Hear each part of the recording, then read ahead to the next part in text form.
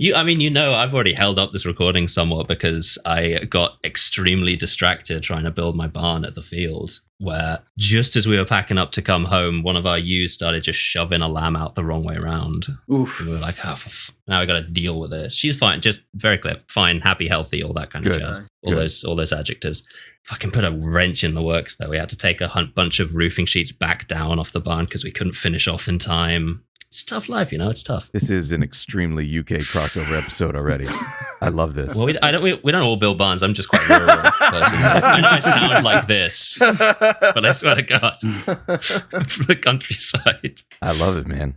I love it. Yeah. I mean, I grew up in the country, so this is not untrodden territory for me. I mean, the pubs, are worse objectively in the United States because, it's just all I think, like, I love in the United States when they try to make like a British pub or an Irish pub, but all I think about is like microwaved, what are the potato skins and like sticky menus and stuff like that. And it's just not the same as drinking a nice warm beer with a farmer like you would at a pub in the UK. I don't know. That sounds authentic to me.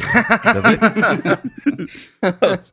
It's authentic in its parody of itself. Yeah, the worse it is, the closer it is to an English pub. Like, people are romanticizing it because it's halfway across the planet. It's not great. I've for the last 2 years, I mean, I think since the Grenfell Tower, I've been calling for a complete and total shutdown of the United Kingdom until our country's representatives can figure out what the hell's going on. It's not great. It's quite psychically damaging to me because that happened, and then the next general election, that constituency went from Labour to Conservative. Yeah. Oh, that's the only sick. one in London to do that, and I became the fucking Joker because I'd been campaigning. I lived in that constituency, just off it, and I was campaigning so fucking hard for Labour in 2019, but we just couldn't quite do it. Like the Lib Dems were handing out leaflets that said shit like Labour is out of the race, only Lib Dem can win here, despite the fact that they were a distant third, and that cowed enough people that it went Conservative by like 100 votes. And I lost my fucking mind. That's sick. It's fucked up. It's really fucked up. It's a bad country. I always love watching, like, I don't know what PR propaganda or whatever is in the works to make this happen, but the United States Americans like really think that like, oh, the UK is this lovely civilized place and everyone's like fucking Pride and Prejudice or whatever. But the reality is very different. It's very different. It's very different. Very, very different. Damn. Especially now. I mean, the UK is just like fucking. I watched when the COVID cases in the UK just fucking spiked, and listening to Boris Johnson and Nigel Farage and all that shit. Boys. It was. How can you not fucking become a Joker if you have any shred? Remember when Boris Johnson got it? We couldn't even get one. Like, we got Herman Cain was like the one that we got, but like Boris Johnson got it.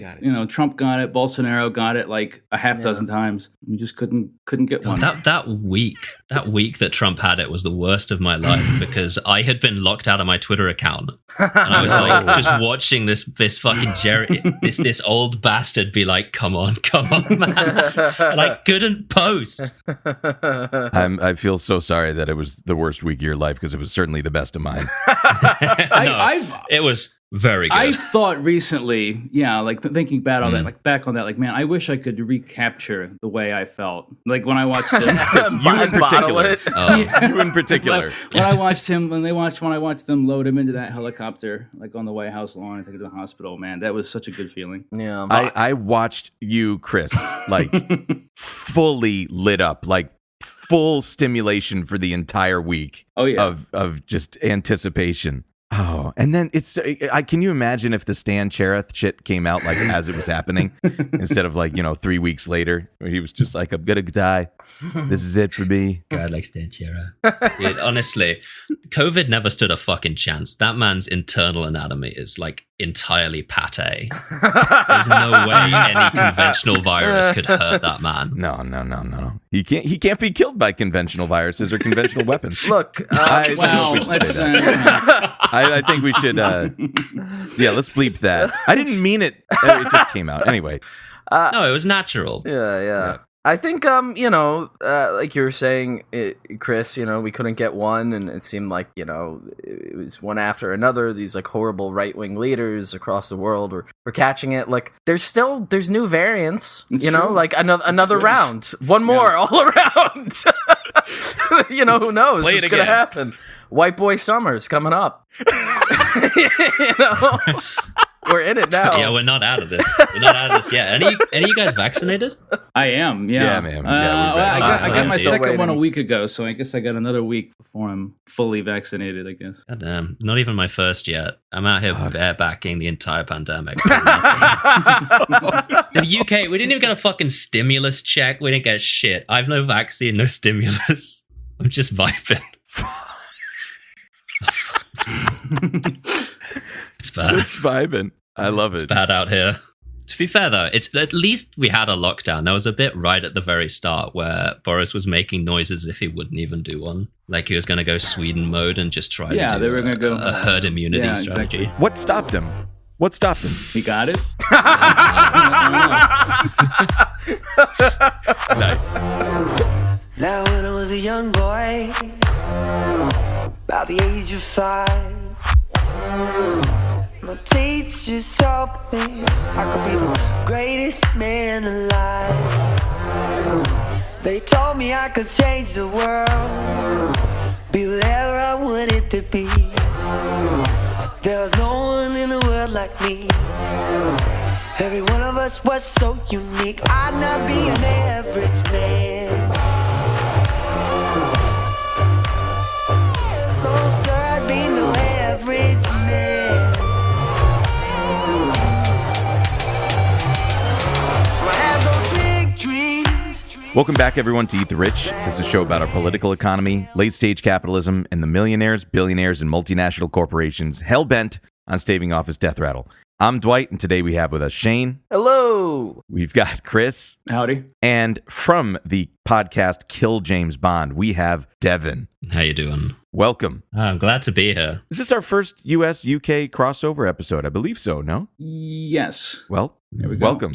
Much appreciated that you're our first. The fucking UK correspondent. How you doing? That's right. That's right. And it's all the more and important and serendipitous as both of our respective countries are melting down, destroying, cannibalizing ourselves, and just deploying as much painful things on its citizenry as possible. We mutually wanted to talk about this for a very long time, so I'm glad that we were able to come together to talk about. They're murder robots. There's no other interpretation. They're trying to kill us and replace us and just, replace us with steel and aluminum and silicon and microchips. So I appreciate that you were interested in talking to us about these fucking death robots because it needs to be talked about.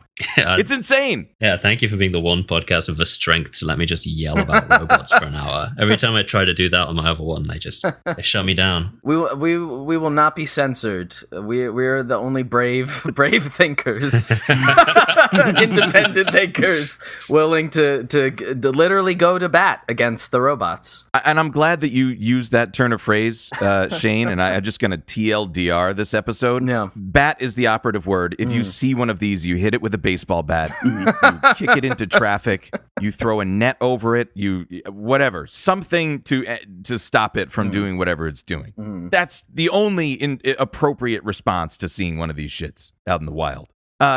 So given that, there's kind of like a weird serendipitous history that led us to this moment because, of course, the military-industrial complex has always been trying to brutalize, well, at least somebody for the entirety of America's existence. So, Chris, I'm going to turn it over to you. How did we get here? What happened? Oh, yeah, absolutely. So sure. I mean, what we're ultimately discussing here is, I think specifically the company Boston Dynamics, which is the one that is making these little fuckers, the Atlas robot, and there's one called Handle, which I think is like, have you watched enough of the videos that you're familiar with? The Handle, I think, is the most like unnerving one. There's something about it Hey, because it's like not like the other ones are like two-legged, like upright, like two-legged, like a person, or like four-legged. But the handle one, it's like a weird little fucked up monstrosity, man. Yeah, it has like that's the one with like the wheels, but then also it's got the arms to pick shit up. Yeah. Yeah. No, I've been playing Resident Evil Village, and like the last fucking level is like a factory with like all these little, like I'm imagining like that one being like in the fucking factory to attack me or some shit. But so anyway, Boston Dynamics is the company that's developed all of these robots, and they've done so with the way Dwight alluded to, specifically with funding from the Defense Department, funding through the Pentagon, specifically with through the Defense Advanced Research Projects Agency, also known as DARPA. And Boston Dynamics received funding from DARPA in 2004 for the development of the Big Dog, which was one of their. It's like a four-legged robot. It's intended to be like sort of like a pack mule, sort of for troops in rough terrain. Like I would imagine, sort of this being developed with someplace like Afghanistan or something like that in mind. It ended up being too loud to be used in combat, so it didn't really work out there. But so Boston Dynamics has gotten all of this money from DARPA, which is an agency within the Pentagon, like within the Defense Department, that was created during the Cold War, like actually directly in response to the launch of the Sputnik satellite by the Soviets. And sorry, I have a cat like attacking me. I don't know what the hell that sound was. She's like someone is. I don't know what it was as a sound, but I heard it being cranky. Yeah, well, she's reaching up and like clawing at my arm, like trying to get me to pet her, which is that's not love. She succeeded. Yeah, I'm petting her now. Little manipulative fuck. That's how to get you. Exactly. But what DARPA does, and ultimately is provide funding to civilian institutions, to like private companies and research labs and stuff like that, to develop emerging technologies for use by the military. And like, to read a list of DARPA's accomplishments is like to sort of read like a list of the greatest hits of like late 20th century American atrocity, like the stealth technology used in B-2 bombers and Predator drones and Agent Orange, even, and Javelin missiles, and all this is stuff that was developed by civilian institutions with DARPA funding. Essentially using civilian infrastructure and civilian human capital to develop things that are going to, go kill people more effectively in the name of defense, or rather, the continued expansion of American imperialism around the world, to make the wars that we fight like that much more easy to win by making the technology that we use to wage them that much more advanced. Their mission statement is to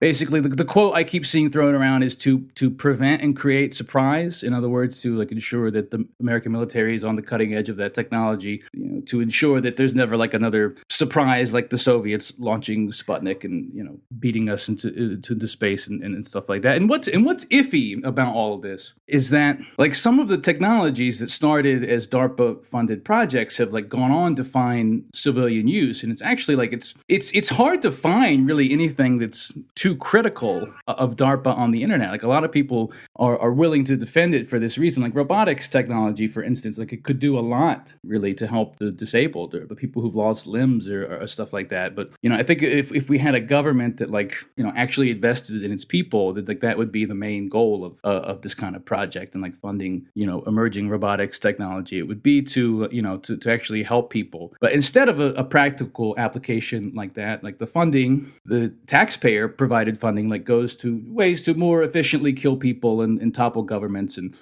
with the chance that at some point this kind of technology like may trickle down to civilian application. But like of course, even if it did, it would be like far too expensive for most people to benefit from it. Let me share my screen. I did want to share this with you. I found this video really funny, and I'm just going to show you like a little clip of it. If you go to DARPA's like the Wikipedia page for DARPA, they have this little Dwight, can you enable screen sharing? Oh boy, am I running this? You are. Shit, the host is like the Eat the Rich account. Oh, are we not able to do it? No. Uh-oh.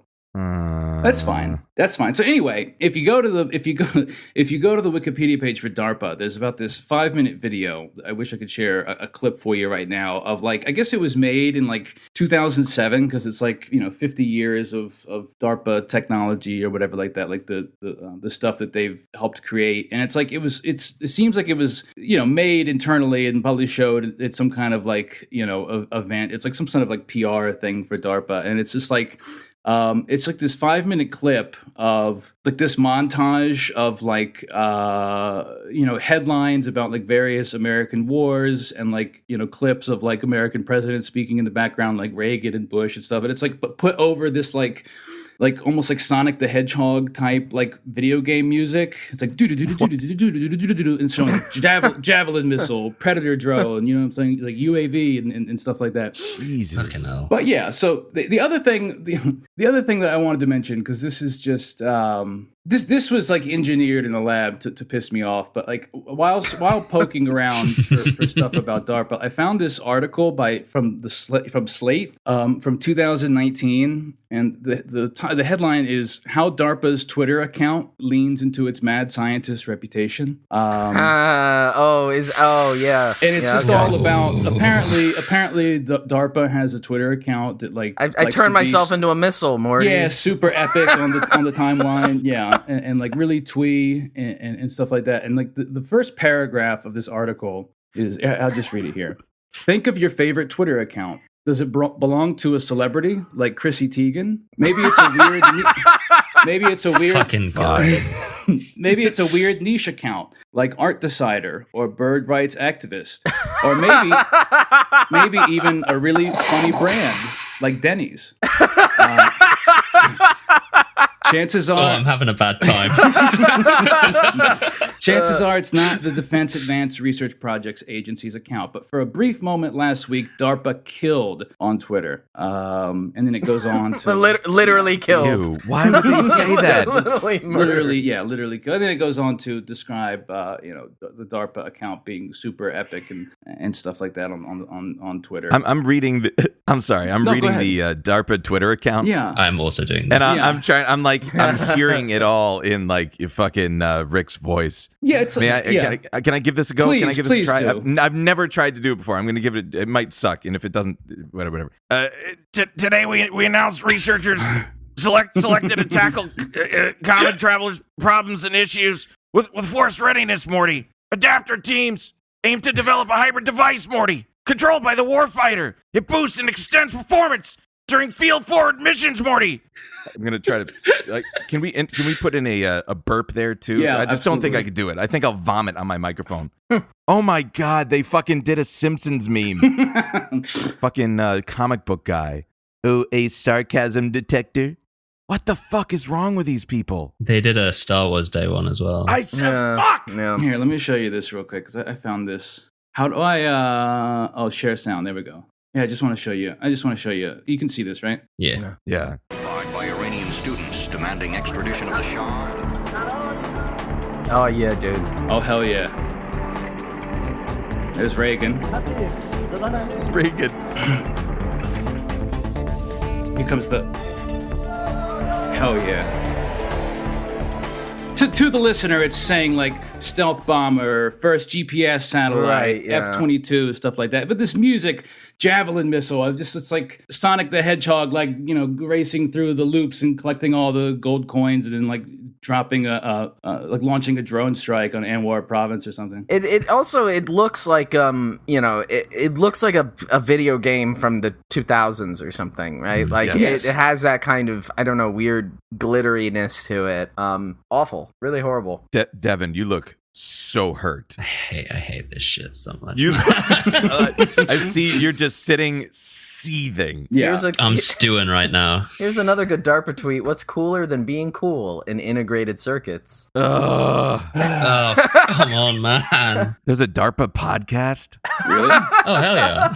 Where is this? Let me see this. Get them on. Yeah, let's get him on. Crossover. Voices from DARPA. Yeah. Cool. Very cool. So yeah. Thanks, Chris. Yeah, no, absolutely. I'm glad that I could. Yeah, I'm glad that I could share this with you. Because this is the stuff that was pissing me off as I read about this. I mean, again, like this is what they do with like the CIA account and stuff like that. They try to be like cutesy and like coy and stuff on social media. And like again, like I said, it's really very hard to find anything critical of the DARPA program or anything that like doesn't like sing its praises for all of the good that it does supposedly, and like for everything that they've invested in that has eventually trickled down to civilian use, it has actually benefited people. I mean, you have a million other fucking things that have gone on to cause nothing but mass suffering in other countries where the United States military has been involved. So DARPA is still very much ongoing. Their 2021 budget is $3.57 billion. Devon, you might be interested to know if you didn't already that I guess the UK is Boris Johnson is they're working on launching their own DARPA program that's going to be called ARPA, Advanced Research Projects Agency, modeled on the U.S. original. So that's Ooh. Yeah, there's some recent articles about that. That is very much in the works right now. But yeah, so I mean, this is where this is where the money, the funding for this technology that Boston Dynamics is developing is coming from, right? And it's being funded again, like with the explicit purpose of the United States more effectively waging war around the world. So that is the goal of the development of these robots and stuff. So Dwight, if you want to talk specifically about Boston Dynamics a little bit more. Of course. And I'm also just like trying to do the math because I'm just like thinking about that $3.57 billion and just like DARPA in general. Yeah. Like that is the remediation of the water system of 65 Flint, Michigan. It could be fixed 65 times. Right. And just thinking about like, I think the entire cost to eradicate homelessness in the United States is like $20 billion.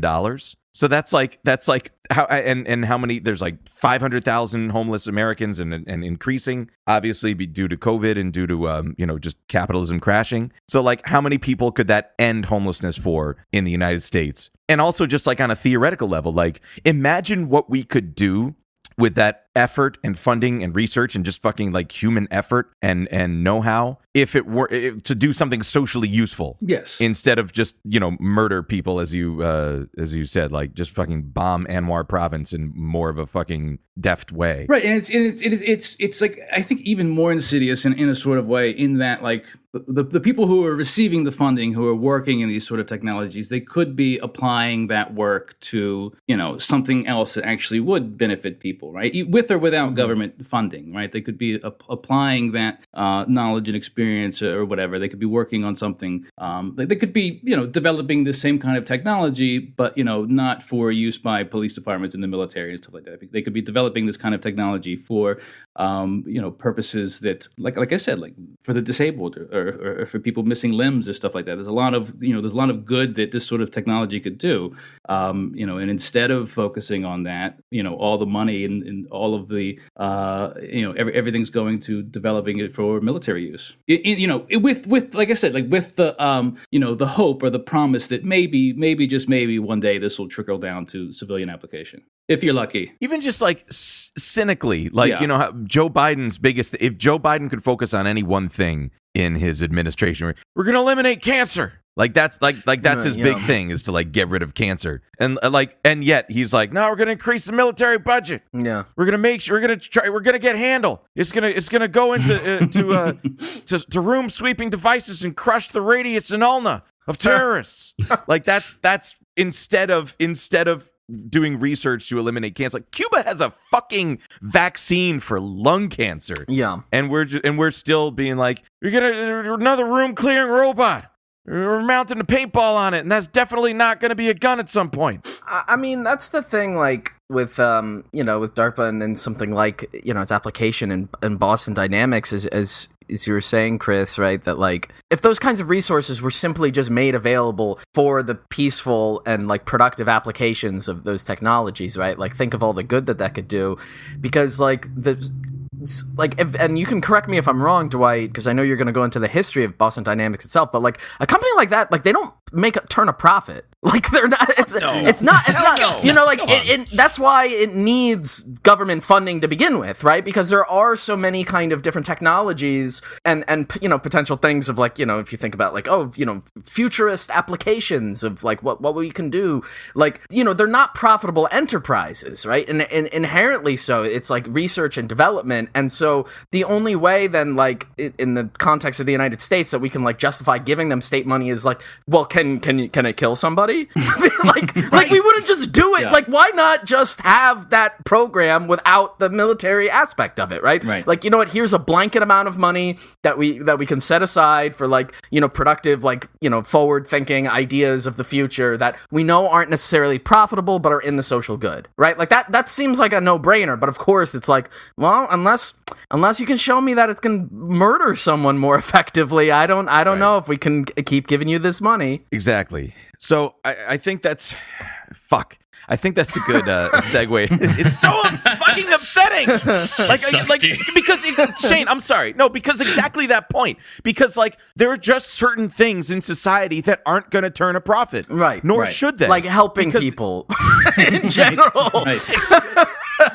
Helping people, not profitable. Pulling their hearts out in 0.2 seconds with a fucking murder spike on the end of a dog, that's good because that's good money. That's good coin. Mm-hmm. And again, it's our money, which is all the more fucking insane. Right. I left my pulse oximeter at the other place. I can't do this too early. All right. So Boston Dynamics in particular. Boston Dynamics is the brainchild of its founder named Mark Raybert. And this guy just basically an academic that was huge, that's been hugely interested in like, you know, mechanical movement for his entire career. He went to Northeastern University in 1973. He got his PhD from MIT in 1977. And he started at Carnegie Mellon University, the Leg Lab, which then moved in 1986 to MIT, where basically since then has been doing this sort of stuff. In fact, I'm going to see if I can find their I'm looking at like a web. It's so weird, like looking into a time capsule, looking at a website from 1999, let alone like an academic website. It's really interesting. But yeah, I mean, basically they're interested in recreating bio movements in fucking metal dogs. I don't even know another way to say it. And I want to read from, I thought this was like interesting. I was reading from this IROS it's the International Conference on Intelligent Robots and Systems conference that was held in Tokyo in 2013. I'll give you a hint. They're all to kill us or like spill orange juice on, you know, your grandmother's lap or whatever. I'm just imagining walking into that conference with a baseball bat and just go in. This is where we need like a Terminator to come back into like 1984 and eliminate this problem. I think we can keep that in. Anyway, but basically what he said here, and I'm just like quoting from this from the transcript from this conference, where he said, "This is our dream." Raybert started things off with a video of goats climbing a steep mountain, followed by a footage of parkour runners leaping and maneuvering around obstacles. "This is our dream," he said, referring to exceptional physical abilities of the goats and runners. To get there, this is trade journal writing, so, you know, what can you do? To get there, Raybert explained that Boston Dynamics tries to combine three key things: robot behavior, dynamic control, and machine design. He says, "The interactions between them are as important as these things themselves," he said. "Some people think that control systems can dictate behavior, but I don't think there's any dictating at all." Oh, good. So they're fucking autonomous. "Machines interact with the physical world and follow the laws of physics," he explained. "And instructions from a control system aren't just suggestions on how the robot should behave. The result? How robots performs in this world is often unpredictable, and only experiments can show what works and what doesn't." And he goes on to say, "So we always try to think about the behavior, control, and design as one integrated thing." Which to me is like, listening into that and trying to read into it is like, we can't control these things necessarily, but we'll find out. We'll see how it goes. And so he goes on to talk about something which I'm gonna refer now to a 2006 article about, and I'm gonna go back to the how Boston Dynamics, the iterations, but firstly, it's just interesting along the way to see how corporate news media has been reacting to this stuff, because we have been, I think when we think about these things, we're being inundated with a lot of like corporate propaganda about how these things are cute and they do a backflip and it's a little dog and you push him and then he kind of gets back on his feet, and isn't that cute because we wouldn't want to hurt a dog, and oh my god, it's just severed my ACL with its fucking with its fucking saw razor that it has, and that's what it's meant to do. Anyway, so as an example of this kind of like corporate propaganda, here's an article from New Scientist in 2006 where it says, robotic pack mule, this is the one you were talking about, Chris, displays stunning reflexes. A nimble four-legged robot is so sure-footed, it can recover its balance even after being given a hefty kick. I would like to test that, yeah. Yes, I as well would love to test this with some fucking steel-toed boots. The machine, which moves like a cross between a goat and a pantomime horse, is already that's fucking terrifying. Is being developed as a robot pack mule for the U.S. military. Big Dog is described by its developers, Boston Dynamics, as the most advanced quadruped robot on Earth. You remember those Big Dog T-shirts? That's just what I kept thinking about when I would. Jesus, when I would. Chris, you just unlocked some real fucking memories. Yeah. Wow. A very specific kind of guy that wears those. Oh yeah. Yeah, absolutely. Wow. I remember Yikes. I remember specifically seeing them on sale at like beach stores in Myrtle Beach. Like that's where it's like the perfect place to sell those shirts. Oh yeah. There you go. Yeah, so it goes on to say, Raybert, who we're talking about there, is the founder. Raybert says that the latest version of Big Dog can handle slopes of 35 degrees, a steeper gradient than 1 in 2. And the hydraulics are driven by a 2-stroke, single-cylinder petrol engine, right? So it's a gas engine. It's gasoline, right? It's a gasoline engine, which is funny because let's play that out in combat. Devon, I know, do we need to stop you? You're dying. No, I just found the video of Big Dog and the fucking noise it makes. That's how loud it It's is? ridiculous. Oh, man. It's so clear. It's loud. Just a droning. Yeah. So basically, what we're seeing, and maybe you could play some of the clip here of just like how fucking loud it is. Yeah, I mean, again, just over the rest of the episode, just a background.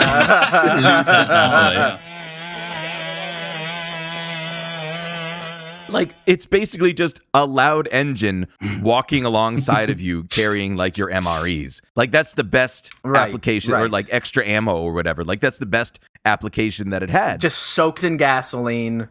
Yes. Yeah, and imagine just like it's hot exhaust tip like walking through dry brush and just killing the entire platoon from like a fucking brush fire. Right. So it should give you no wonder at all why we read this Ars Technica article from 2015. Marines robotic mule is too loud for real world combat. 5 years and $42 million later, the RoboDog project is shelved. Of course, why wouldn't it? So interestingly, let's get back to the actual corporate structure of it, which is just funny to me because, long story short, this was spun off from MIT, like we were saying, like this was the leg lab, right? This is often happens in like research universities where they're researching something and then a patent comes out of it and then it ends up being a business model, and for some reason that doesn't private people profit off of that. Still don't understand how that works, but it is what it is. So it was started in 1992 as a business, and throughout this entire time, it was being publicly funded, again, our tax dollars via DARPA to give them money to develop these murder robots. And interestingly, in 2013, it was purchased by Google. Yes, it was. Not just Google, but specifically Google X, which is known as its moonshot factory, where basically they, I think personally, my conspiracy theory is that it serves two functions. One is to, just invest in these things that, kind of, it's like a venture capital arm, right? Venture capital invests in a bunch of shit and most of them don't work, but ones that do get wildly successful in IPO and whatever, and that's fine. But also I can suggest that if you wanted to, show some losses and write down your tax burden, this would be a pretty good way to do it. Just saying. So it's purchased in 2016, and I'm just reading here from the New York Times. Google, which this sentence alone should not exist, but here we are. Google adds to its menagerie of robots. Google confirmed on Friday that it had completed the acquisition of Boston Dynamics, an engineering company that has designed mobile research robots, for the Pentagon. The company in Waltham, Massachusetts, has gained an international reputation for machines that walk with an uncanny sense of balance and even cheetah-like run faster than the fastest humans. Again, to kill you. Well, they shouldn't make robots that can do that. Absolutely not. I don't think... Exactly. And what was really funny is that only a scant 3 years later, Google is trying to sell Boston Dynamics, the crazy robotics company that it bought in 2013. And as a twist of fate, in only 1 year later, it was sold to another money laundering operation, SoftBank. Yes. SoftBank is buying robotics firms Boston Dynamics from Alphabet, and it just says, And by the way, too, SoftBank has its own robotics company already. I think it's called SoftBank Robotics, and they have this. I gotta fucking show you guys. They have this robot called Pepper, and if you want to feel some fucking dread. I know Pepper. Well, yeah, you do. Take a look at that. Let's look at Pepper. Okay, you want to feel done. some fucking dread. I hate this fucking thing. I'm not looking at that again. I'm not looking at that anymore. Oh my god, Shane. So bad. Shane. I'm done. I don't want to. Did its fucking eyes just move as my mouse goes over it, looking at my mouse? I don't know if I'm bugging. I don't know if I can get it to do it again, but I swear to... Okay, well, I'm losing it. You can make it spin See, this around. is what I'm worried about. I'm finally going to lose my mind one day, and that's exactly how it's going to happen. Is that the fucking robot's going to be looking at me? It's got the, like, Disney eyes, you right, know? It's got, like, the big... Or, like, the big anime eyes. Big it's cute like, eyes. Yeah, it's really horrific. And you can get one for only 10,000 euros. I like how it says here, exchange offer, upgrade to the last Pepper version. Why does it say last? It should say latest. What do they know? Pepper, is this going to end us? Pepper is billed as the first emotionally intelligent robot, is the word that they keep using for it. No such thing. I'll be honest with you. The emotion it would understand me to be feeling if we ever encountered it would be fathomless rage. I want to see fear cross this fucking thing's eyes for 1 second before I reach it. So most recently, only like 5 months ago, Hyundai... The Hyundai megalith in Korea bought 80% of the stake in Boston Dynamics from SoftBank for $1.1 billion. So Hyundai now owns a majority stake of this. Mm-hmm. I don't know, obviously it's a private company. It's not public, so we don't know, like, what are their profits? Obviously not much if everyone's trying to fucking jettison them, and how much Mark Raybert himself is, standing to benefit from this. But long story short, they are now owned primarily by Hyundai. And that brings us to now. And I want to just read to one thing that I found particularly terrifying. Again, because we watch like how the media is manipulated to explain this differently, like filter our consent differently for these sorts of robots. And so I'm reading, and this is a good transition to your bit, Devon. And I'm just reading from National Geographic here from... I don't know when this is from, but recently anyway, where it said, "Can robots help keep us safe?" And basically, they describe one of the chief engineers of Boston Dynamics, Aaron Saunders, who describes the idea of cobots, not robots, but cobots, as they call collaborative robots, to emphasize their role in helping rather than competing with humans, which I find to be very fucking telling, because they're saying the quiet part loud, which is that these robots are meant to replace us as workers, right, and compete with us, which is opens. I mean, I'll save this till later because, like, again, for every one person that isn't working, that means it's a reduction in income tax, it's a reduction of salary, it just ruins the earth. Anyway, I don't want to take up too much more time. Devon, tell us really, really quick. How about instead of cobots, how about no bots? Oh, got them. How are they going to recover from that? Sake. Just gonna crack right off.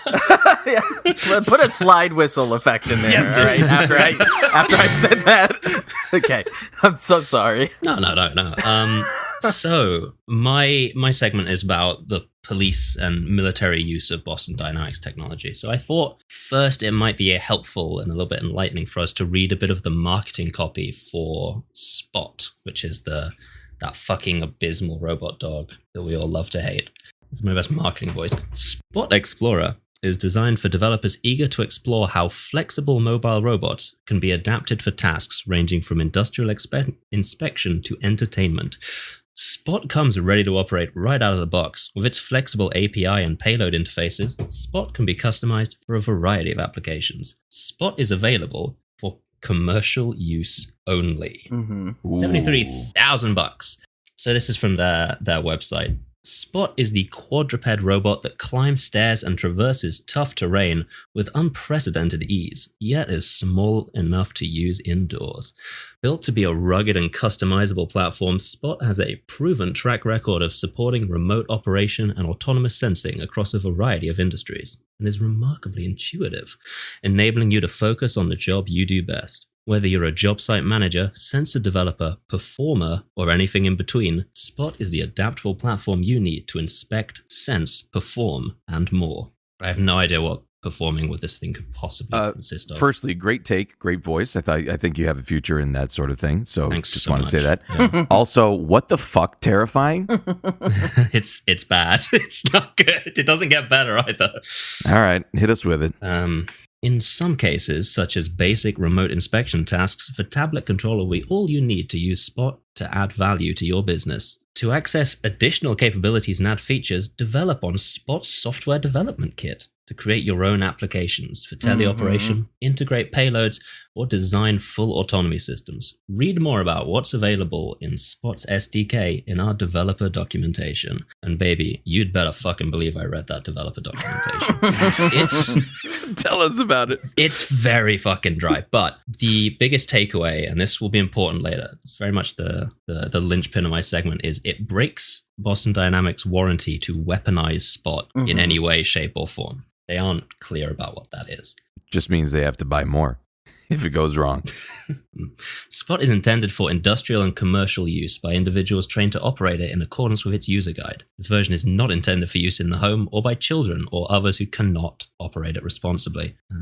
Spot, don't let it fall on you, all that other shit. Review the full list of intended operating environments before purchase. Boston Dynamics does not recommend using Spot outside of intended.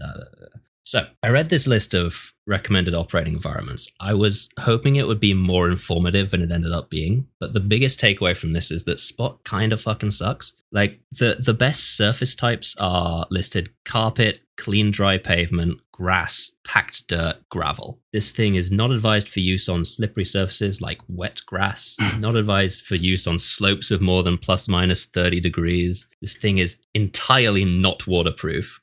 So anything more than light rain. Hey, that's not a bad thing to know. It's just like, do not deploy Spot for anything more than light rain.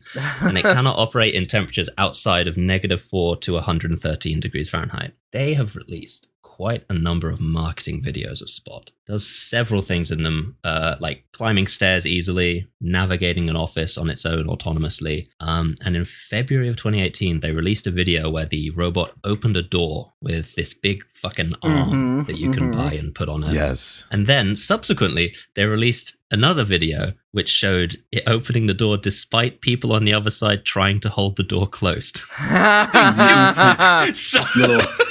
All I thought about was the things fucking to come. Yeah. Jurassic Park with the fucking velociraptors. Clever girl. Fucking terrifying. Yeah. So we're talking about a robot very specifically marketed as being able to open a door despite human resistance. Not great. Not ideal. Here's an article called Exclusive, a look at the NYPD's new robot dog from the 11th of December, 2020. Eyewitness News got an exclusive look at a new tool the NYPD has at its disposal for responding to emergency situations. A robot dog called DigiDog. This dog is going to save lives, protect people, and protect officers, and that's our goal. New York Police Department Technical Assistance Response Unit Inspector Frank Diacomo said. Oh, sorry. Let me take that again. Classic New York cop name, yeah. Hey, Yeah, sorry, my fucking apologies. Como Hey. calling. Listen, this thing's really good because I after I got the angina, I can't really go up the stairs too fast. So the dog's pretty good, and it's a nice, good boy. It doesn't shed like the old one did, but rest his soul, Fido. He's doing. I buried him back in Todd Hill. So. Anyway, this is good. Digidog, down! Down, Digidog! Down! Marie! This dog's gonna save lives, protect people, and protect officers, and that's our goal. Fuck. Yes! He's an honorary boy in blue now. We're giving him a badge. Well, I mean, they did paint it blue. We wanted to get one of these things for walking around the picnic because we strapped a little thing on the side like it's a pack mule and it brings over the Pepto Bismol because Detective Rizzo was always putting on the fuck me. Yeah, no, Nana's saying she can't have a normal dog these days anymore, but she does need some companionship. So we got her one of these fucking murder creatures. It's got the thin blue line on it, which is a laser that we've mounted to it that can singe your ankles at a distance of over 100. Yeah. I brought it in the fucking house, and the cat hasn't come out from under the couch for a fucking week. Fine, I'll use the voice. Weighs at about 70 pounds, able to run 3.5 miles an hour, and can even climb stairs. This robot's able to use artificial intelligence to navigate things, complex environments. John, one of the many officers trained to operate the robot dog, says it's as simple as playing a video game. Mm-hmm. No, it's covered in cameras and lights. It lets police get a real-time look at things. We can send it into complete darkness, and you'll get an idea of what's going on inside. Do you notice I'm specifically putting my finger here every time I do that? I don't know why it's the mustache. Yeah, exactly. Yeah. Freaking. Digidog's already been put to use by the department, including in Brooklyn back in October, when a shooting suspect had barricaded himself inside a home. This is ridiculous. Later in Queens, Digidog came in handy in a tense scene where 2 armed men were holding 5 hostages in a home. Yeah. The people wanted food, so we strapped food onto it and sent it into the location. That was the way they dealt with that situation. We asked them if they wanted, fucking pepperoni on the calzone, but we just assumed that if you're barricading yourself, it's not your choice. Beggars can't be choosers. Well, somewhat true, because they then flag up Digidog's capable of 2-way communication. So they were talking to the suspects through the dog. Oh my God. Can you imagine the dog looking at you and just being like, listen, I don't want to be here. Hey, citizen, you got 15 seconds to comply. You think I don't want to go home and kick up my feet and have a Yingling? You think I enjoy being here? Come on, fuck, I got a Little League game I got to go to tomorrow. I said I was going to be the assistant coach. Well, you don't want to hear any of this anyway. Oh God! It says what's in January, an arm's coming out, so it'll be able to open doors and move objects. Mm-hmm. For now, this is the department's only robot dog, and during this test phase, it's only been used a few times. But officers are hoping to add more. They're convinced Digidog has a bright future here with the NYPD. Fuck. Not great. Not great. I don't want it. I don't want it here. Here's the middle of our story. An article called Video Shows NYPD's New Robotic Dog in Action in the Bronx from February 23rd of this year. A lot of this is just repeat of the previous one because no one knows anything more about this creature. But it starts off, who's a good bot? No! No! Fuck. No. The NYPD deployed its new robotic dog to a home invasion crime scene in the Bronx on Tuesday morning. New video shows. This video shows the blue and black 4-legged Digidog trotting along the sidewalk, joined by its handlers. That's the video that I specifically mentioned I wanted to talk about this from. It was that specific video. And then here's one from April 29th called The NYPD is Sending Its Controversial Robot Dog Back to the Pound. That's right. Bye-bye. Get him out of here. And honestly, too, like get him out of here. I'm sorry. It's a cop down at like somewhere like in Queens, like in the Godfather, where they whack the dude or whatever, and he's got a shovel and he's like got a tear in his eye and he's opening up the back door and the dog walks out and he's like, listen, oh, man, don't come on, don't look at me like that. Don't look at me when I have to do this. I don't want to have to do this. I like the idea of like the chief is like, Digidog, get in here. And the dog like opens the door and comes in. He's like, we need your gun and your badge, Digidog. You're a loose cannon. It uses its big fucking arm to put its gun. I knew you were bad news as soon as you mechanically opened up the door and perceived me in 3D and ascertained whether or not I was a threat. We're partnering you up with Pepper. The two of you are gonna have to learn how to work together. Yo, I tried tasing it like I do of all my usual canine units, but it only made it stronger. I think I just fucking charged it up. The New York Police Department has cancelled its trial of robotic dog made by US firm Boston Dynamics after receiving fierce criticism regarding the dystopian technology. I'm going to give this guy the voice too. I can't confirm if he has. You hit it, man. You're in the right place. The video I watched of like Giacomo, he did fucking sound like that. So, but this guy, the contract's been terminated and the dog will be returned. The spokesperson for the NYPD told the New York Post. John Miller, the department's deputy commissioner for intelligence and counterterrorism, told the New York Times the machine was casualty of bad politics, bad information, and cheap sound bites. Said Miller, people had figured out the catchphrases and the language to somehow make this evil. Fuck! Yes! Teeing them up these. What's not evil about it? The NYPD began leasing this machine Digidog last year and has immediately fucking got rid of it. The NYPD's been using robots since the 70s to save lives in hostage situations and hazmat incidents, said the department in February. This model of robot is being tested to evaluate its capabilities against other models in use by our emergency service unit and bomb squad. I don't believe you. Many, though, saw the robot as a symbol of both wasteful police spending and increasingly aggressive tactics being deployed by law enforcement. Can you believe that?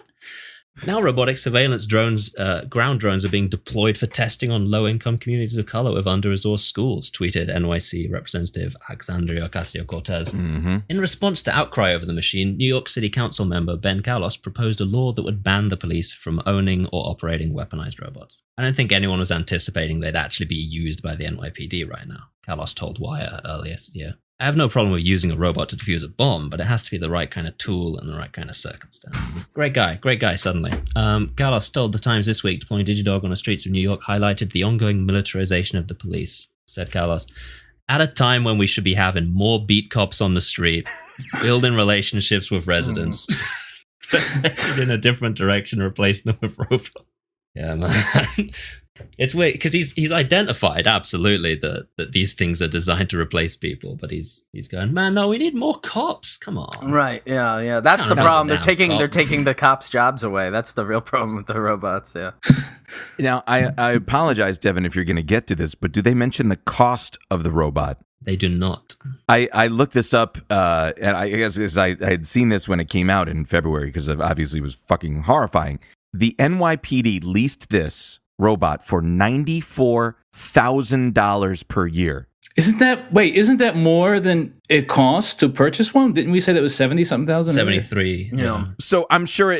Well, think about it. Like any capital equipment or whatever, that an enterprise would buy, right. It's going to need a service contract. And I don't freaking know how to work on the thing. I mean, I used to work on my Nova, but that was in the 70s. And of course, so it needs to come with a service contract and all. So they're leasing it. And so it comes with those services. Interestingly, I'm reading here from schools.nyc.gov, the New York City Department of Education. Do you know how much a teacher in the New York City school system with a master's degree and 8 years prior teaching experience gets paid?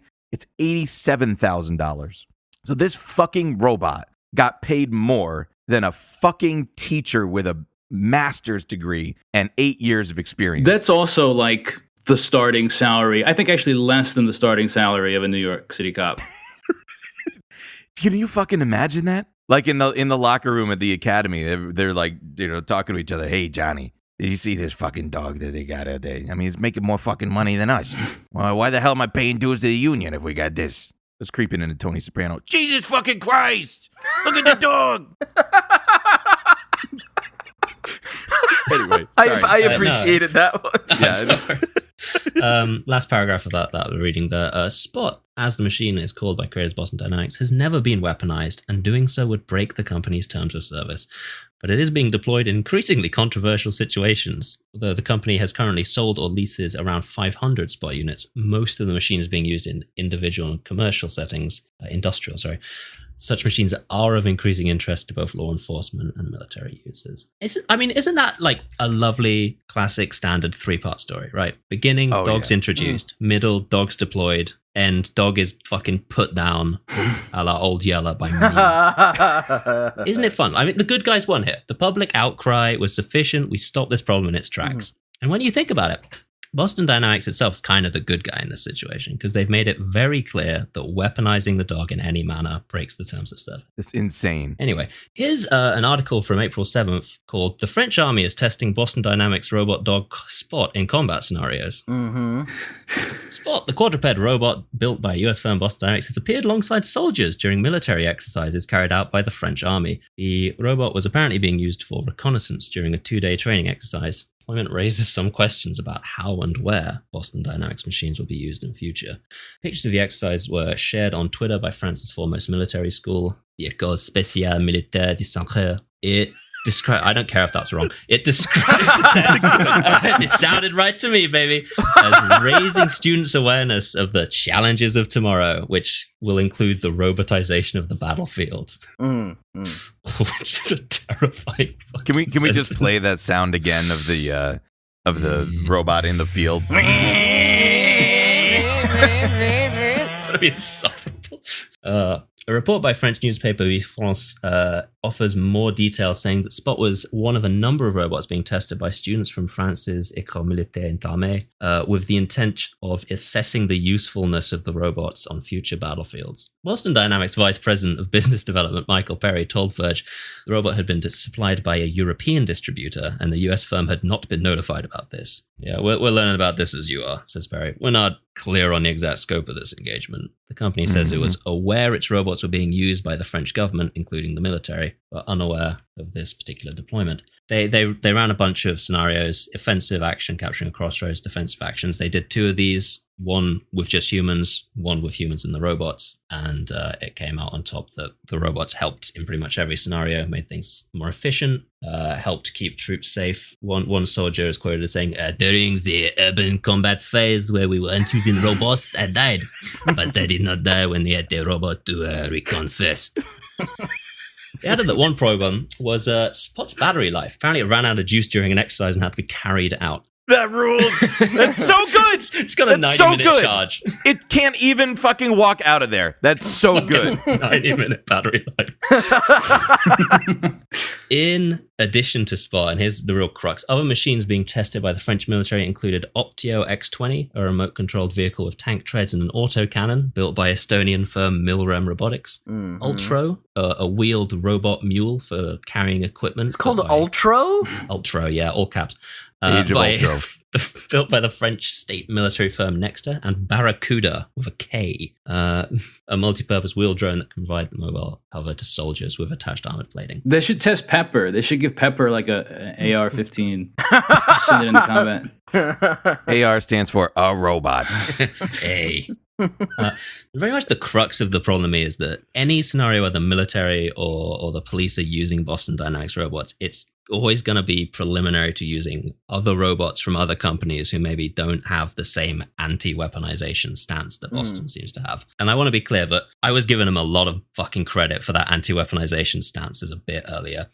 They said in this article they knew the French military had this robot, but for some reason they seemed surprised it was being used in exercises. I don't know what they fucking thought the robot would be used for. Exactly. Like, you can say to the shareholders, you can say to the world that you don't want the robots weaponized, but if you're giving them to the military, if you're giving them to police, they're going to be used in combat scenarios. They're going to be used by the cops in raids, arresting scenarios, things that we know in America are necessarily violent and repressive events. And if they're being used for these purposes to make these things easier to carry out, I don't see what the fucking difference is between whether or not you've got a Glock on top of the fucking thing. It doesn't matter if you're weaponizing it. It doesn't matter if it fits this thin fucking definition of weaponization that Boston Dynamics must have in order to somehow square this fucking circle of selling it to the military but not wanting it to be weaponized. If it's being used for the purpose of making it easier to do military activities, it's a fucking weapon. Like, you can't just wash your hands of this with this fucking milquetoast dereliction of moral culpability. It disgusts me to my absolute fucking core. Well said. Especially having, accepted Defense Department funding to develop it from the very beginning. Right. It's a very weird turn at this stage to be like, our robots are not intended for military purposes, when literally the first iteration was specifically for the military, and it was a fully DOD funded company in its inception. It's not like it was, we were making commercial robots and then we found out we would make money if we sold them to the military. It was like a military funded fucking research tank that made weapons and then was later spun off into a private company that now is leasing them to those same agencies or like the cops. Absolutely, because it's like they can try to claim that Spot itself was developed with no money from the military, and that would be true, but they got their fucking start developing military robots, and it's not like when that funding ran out, they fucking bonked themselves on the head and forgot all of that. Like, they were paid to develop a robot, and they used that technology to develop this, which is now, again, being used by a fucking military. It's military to start with, military to the end. These things need to be fucking destroyed. I only have 2 more paragraphs, and they're bad. Spot's appearance on simulated battlefields raises questions about where the robot will be deployed in future. Boston Dynamics has a long history of developing robots for the US Army, but as it's moved to commercial markets, it's distanced itself from the military contracts. Spot's being tested by a number of police forces, including the NYPD, but Boston Dynamics has always stressed its machines will never be armed. This is a fucking quote.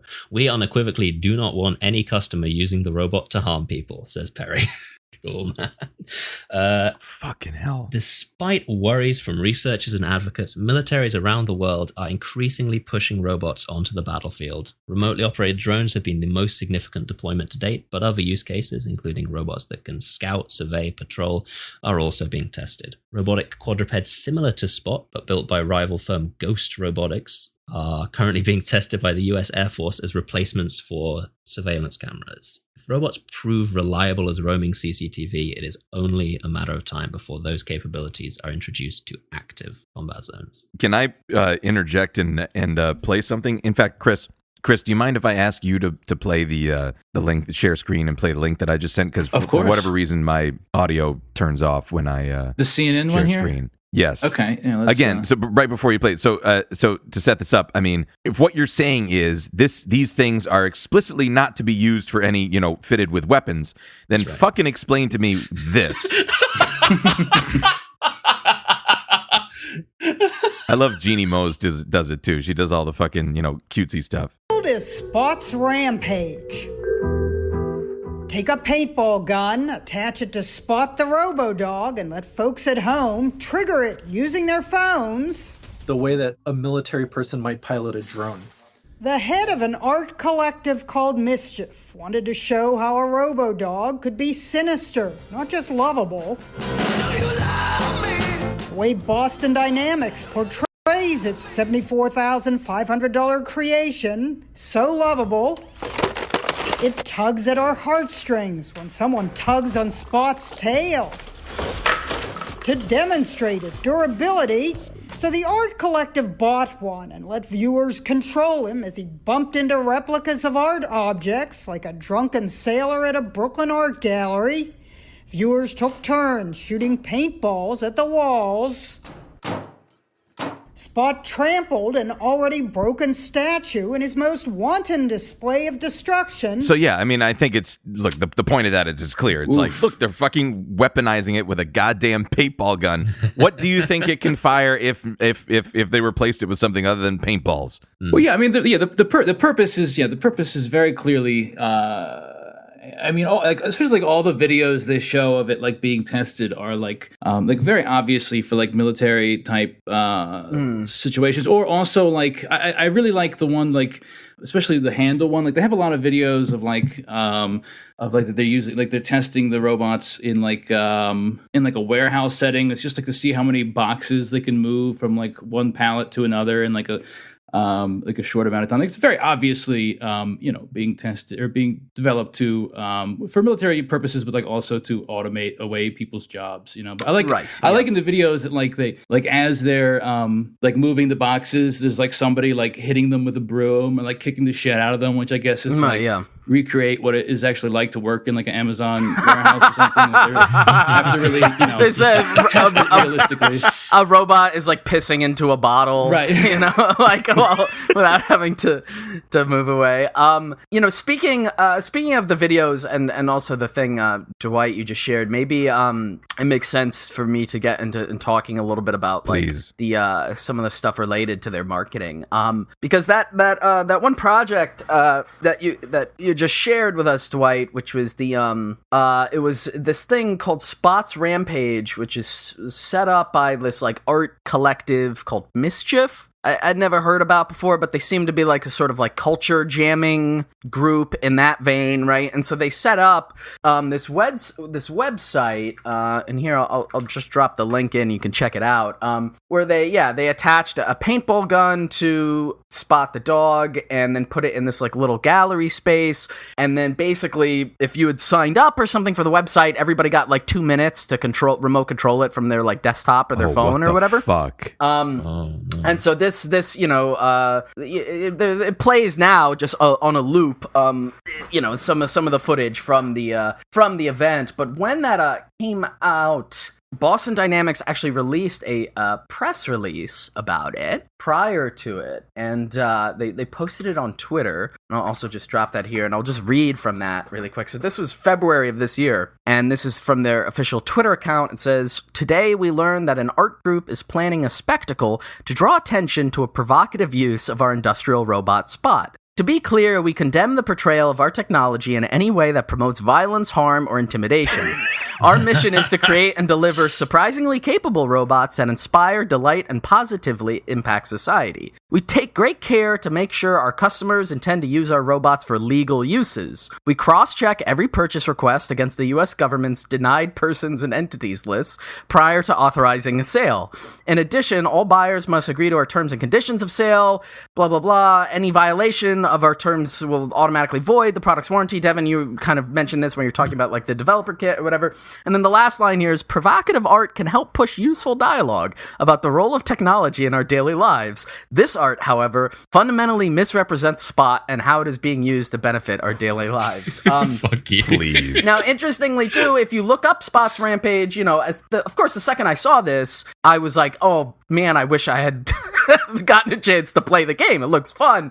Apparently, the shortly after they launched it and it went live, the robot like spazzed out and broke. And the speculation was that Boston Dynamics remotely terminated the robot because it was sort of a high profile thing, because it was obviously intended to kind of point out like, look at how awful this is and the fact that it could be weaponized, and they're very, very, very protective about that image, which again speaks to Devon, what you were saying about like how severe they are with this, like, look, you can't weaponize it, we're trying to put out this positive image, and that kind of dovetails in general with their like marketing strategy. I mean, part of the reason I think we all we're talking about the awful use of robots through the lens of this company, right, is because this is one of the more notable ones, right? This is the one that we're all familiar with. I mean, if I think back, like when I first heard about this was about like 10 years ago when I saw some of their videos go viral on YouTube. I don't know if that was the same for you guys, but that is basically the trajectory of my awareness of it. And there's an interesting kind of little insight into what informed that strategy and why that went viral in talking in a series of interviews with the guy Mark Rybert, right? The like founder and CEO. That's his name, right? Yes. So here's an interview he did with Business Insider from 2020, and I'll just read a little clip from it here. And so the interviewer asks, You've released videos of your robots over the years that have become pretty popular. I haven't really seen that like from any other robotics companies. What has that been like, and did you ever expect them to catch on the way that they have over the years? And Rybert replies, at the beginning we had no idea. We didn't say, okay, how are we going to do marketing without a marketing budget? A couple of early videos actually kind of leaked onto YouTube, and we saw that our customers and sponsors had a very strong positive response. And so we decided, well, we'll put out more. But in terms of the style, which is I think responsible for some of the reaction, it's always been our goal to just show what the robot is doing. You know, not do a whole lot of rigmarole, boosting it up. Obviously, we edit to show usually the best stuff, but we try to be honest in them. We don't show something that we only did once and could be done before or after.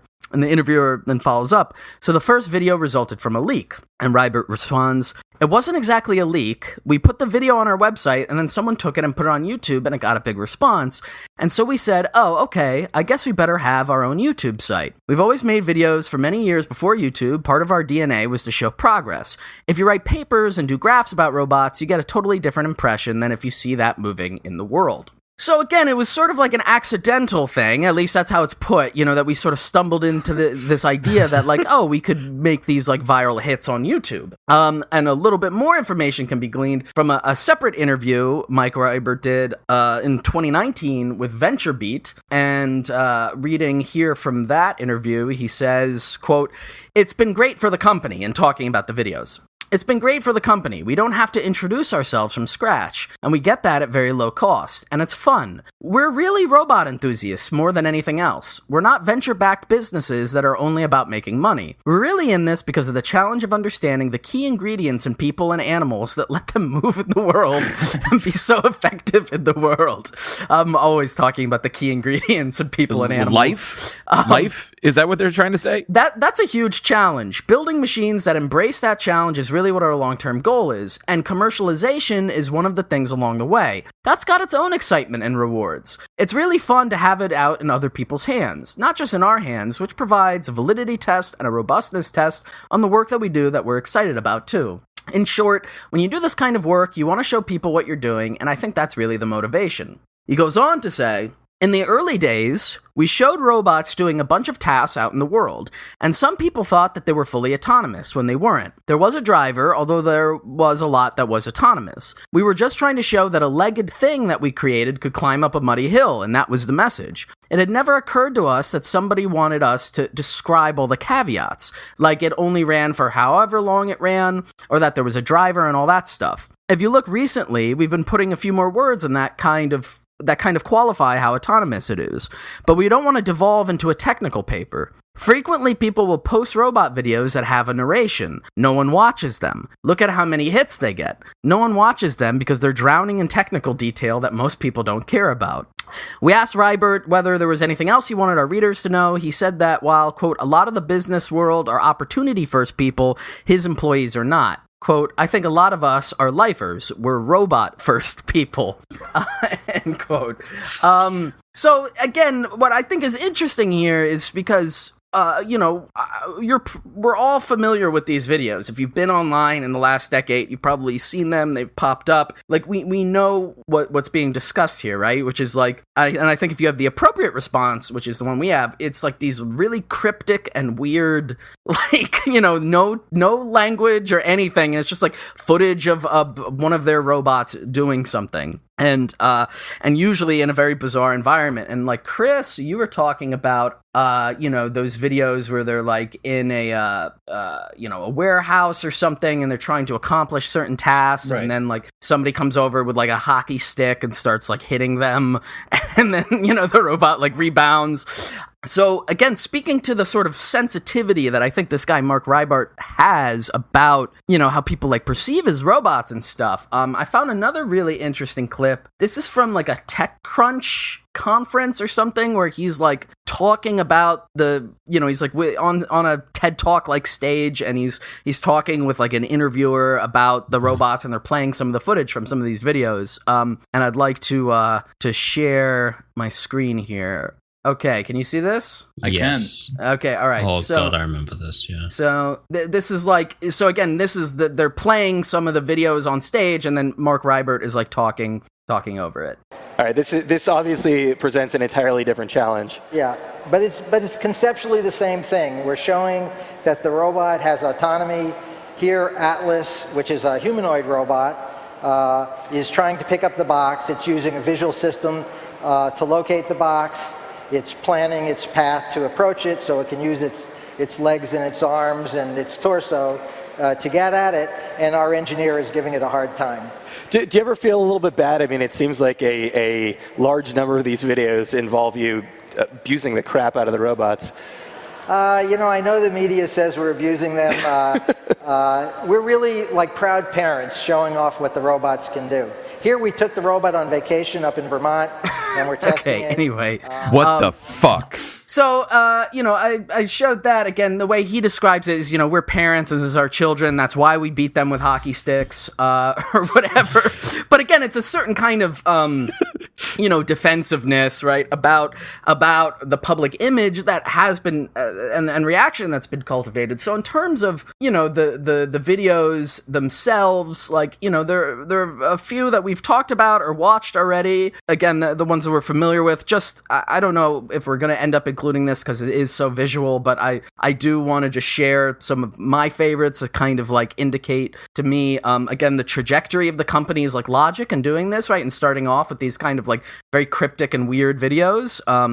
So let me share again. So in addition, like the Big Dog one was their first one, and that was around like 2008 or 2009 that came out. We played that already. That's the one with like the horrible whirring sound. This is oh my god. This is the cheetah one, which again, if you just look at this thing, it's just it inspires revulsion, right? Like so fucking horrible.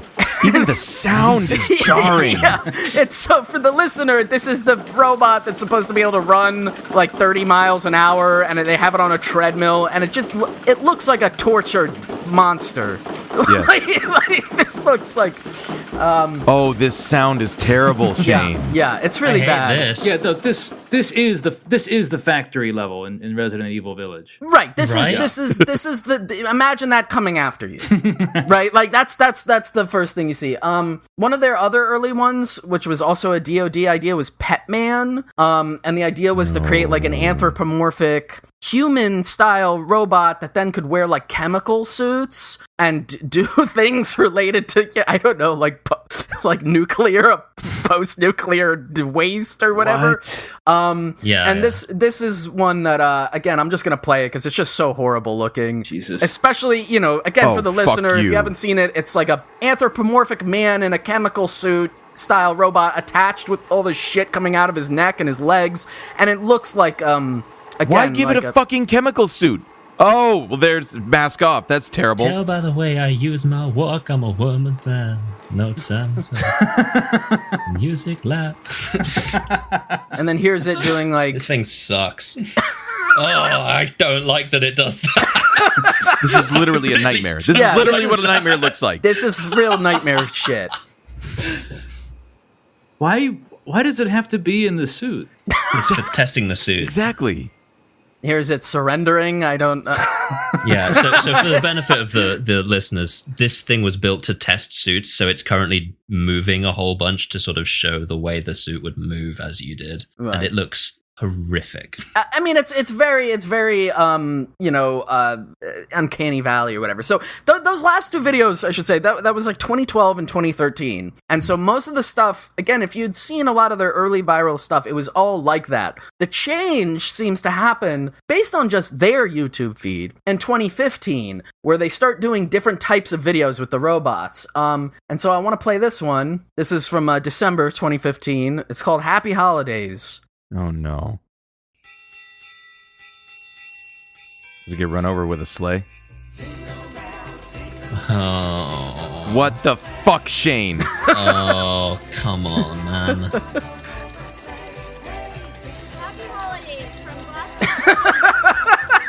So again, obviously this is a very visual thing, but in that video, it was a woman, presumably one of their employees, in a Santa sleigh that was being pulled by 3 of the big dog robots that had then like little antlers on it, and it's playing like Jingle Bells. It's like cutesy, right? And then the last one here, again, just for our own edification, then a few years later, they started, and this is from 2018, this one's called Uptown Spot. You can probably imagine where this is going. No! I don't want this, man. But this is like now what their kind of marketing stuff is like. And it's the Spot robot that we've been discussing, that's been used by the military and the police, doing like a funny dance to the song Uptown Funk. And it's not even the Bruno Mars version. I'm gonna stop right there for now. Cut the arm on it. But the point that what I'm trying to illustrate by showing all these, and again I apologize because I know how much of this is really more of a visual experience, but the point is there has been an active change in how they're marketing the robots, and they realize at a certain point, hey, we're engaging with social media, we're engaging with this kind of like viral content that we've, sort of accidentally found our way into, but we're very sensitive about how that gets taken up, like how people respond to that. And so as a result, we've more aggressively started doing this like cutesy shit, right? Like cute little like dance videos, or the Happy Holidays thing. And so, again, part of this, I think, really has to do with this guy, Mark Rybert, and his, like, personal, like, kind of feeling about the robots and the company that he feels, like, protective over. And so here is a article that I found from 2019 from Boston.com called "The CEO of Boston Dynamics says it really bothers him when people call their robots terrifying. Here's why." And I'd like to read a little bit from this, and then there's a really fun twist at the end of this. So just reading from the article. I've looked at a tally of the headlines, and it's a high percentage of them that call it terrifying, Rybert told Boston.com in a recent interview. During a Wall Street Journal conference last week, he said that the coverage, quote, really bothers him. The 69-year-old who founded Boston Dynamics in 92 says the fearful headlines appear to be more grounded in science fiction than in reality. Quote, "It's hard to find a Hollywood movie that has something like a robot in it that doesn't go wrong," he said. Rybert admits there's a business interest at stake. Boston Dynamics recently began leasing out its 4-legged semi-autonomous robot Spot and is manufacturing around 1,000 to sell for various commercial uses, from site documentation at construction to safety monitoring at oil and gas facilities to even involvement with Cirque du Soleil. Rybert says interest from potential customers has been enormous. Still, the news of Spot's commercial launch did not escape the terrifying label, and as the company continues to figure out what the best applications are for its inventions, that sort of first impression, Rybert says, is less than ideal. Quote, "We're trying to sell these things," he said. "We want people to look at them for their utility or for whatever they might offer." Skipping ahead here, at the Wall Street Journal Tech Live conference, Rybert predicted that Boston Dynamics, which in 2017 was bought by Japanese technology conglomerate SoftBank, will probably have military customers, but said the company would prohibit them or any other customer from using Spot to harm people. Again, the ridiculous, like you, Devon, like you were saying, this like narrow definition of, like what constitutes harm or weaponization. It's a ridiculous idea. But anyway, for now, the company sees Spot being used for largely mundane tasks. Michael Perry, the head of business development for Boston Dynamics, says their general experience with testing clients is that the initial curiosity in Spot fades to the point that it just becomes part of the wallpaper. It's true that some aspects of our robots look like people, and there's some people who do bad things, Rybert told Boston.com. But looking like a person means you have arms, you have legs, you can walk. It doesn't mean that you have emotions and a personality and an ego. Basically all the things that motivate malicious action in humans. These things aren't in our robots, he added. And I think people tend to confuse and conflate one with the other. It's just not what we're doing. Now, what I truly love about this article is it ends on that point with Mark Rybart basically being like, it's not like robots don't kill people, people kill people, like essentially. Right. And he says, for some reason our company like is being conflated like robots with like bad people. And right at the end of the article, there is this image, which I hope you'll be able to all take a look at right now. Oh no. So right after, I don't know why our robots are conflated with bad people. Here's a picture, and it's the caption for the picture is Saudi Crown Prince Mohammed bin Salman tours an innovation gallery of Saudi Arabian technology, including a robotic Spot mini dog presented by Boston Dynamics CEO Mark Rybert during a visit last year to MIT. And it's a picture of Rybert and MBS standing next to each other, smiling and laughing and looking at the Spot Mini. And the second I saw that, I was like, oh, that's interesting. That's an interesting connection. And so there's a quick summary of where that connection comes in from a piece in the Daily Beast from just a few weeks ago from Noor Ibrahim. And the title of that is "The Creator of NYPD's Horrifying Robot Police Dog Linked to Saudi Crown Prince MBS." And so just reading a quick selection from here, the NYPD purchased DigiDog from the robot design company Boston Dynamics, whose founder, former CEO, and current chairman, Mark Rybert, served on the advisory board of NEOM, the Saudi Crown Prince's Smart City project. The board of advisors was announced a week after the gruesome murder of Saudi dissident journalist Jamal Khashoggi in Istanbul. As more details of Khashoggi's government-backed assassination emerged through 2018, several American tech tycoons on the NEOM advisory board issued hasty public statements announcing the withdrawal of their memberships, but Rybert did not. Web Archives have him listed as a board advisor as recently as July 2019, but the page has since been taken down. Following the publication of this story, a spokesperson for Boston Dynamics reached out and told the Daily Beast that Rybert is no longer on the advisory board of NEOM, but would not specify when he had withdrawn his membership, saying that it had only been a while since he was involved. So there's a lot more general detail in this article about what this is and what exactly the connection is. But in terms of what NEOM is, I had never heard of this until I was looking into this. It's like MBS's big idea. It's like a $500 billion concept for building a new smart city in Saudi Arabia. And the idea is to attract a lot of foreign investment and to, it's part of a more general plan to move the Saudi economy away from just being dependent on oil and to become, a hub of innovation and technology or whatever. And it's literally it's fantasy Atlantis nonsense, right? If you look at the explanations of it, and if we have time, I might show a little one of their videos just because it's funny, but again, it's kind of its own, could be its own topic. But it's his description, MBS's description of what he wants is the Jetsons. It's the idea is, there'll be flying cars and robot maids, and so the idea is that where Boston Dynamics comes in is that they were going to populate parts of NEOM with robots made by Boston Dynamics. And it's such a ludicrous, it's if you go to the website, and I see you just linked it here, but if you go to the website, it's just dripping with every nonsense Silicon Valley buzzword thing. I think the actual tagline for NEOM is something like "Sustainability is future." It's so empty. Is this the city that's one street, but it's 100 miles long or some bullshit? It's the line, yeah. The line, yeah. Here, you know what? Fuck it. Let me just share one video from here. Here, this is their website is horrible too. It's all this reactive web design things. So when you move around, everything on the site keeps changing to show how new it is. Anyway, let's watch this one little video about NEOM and the line. Cities couldn't cope with growth.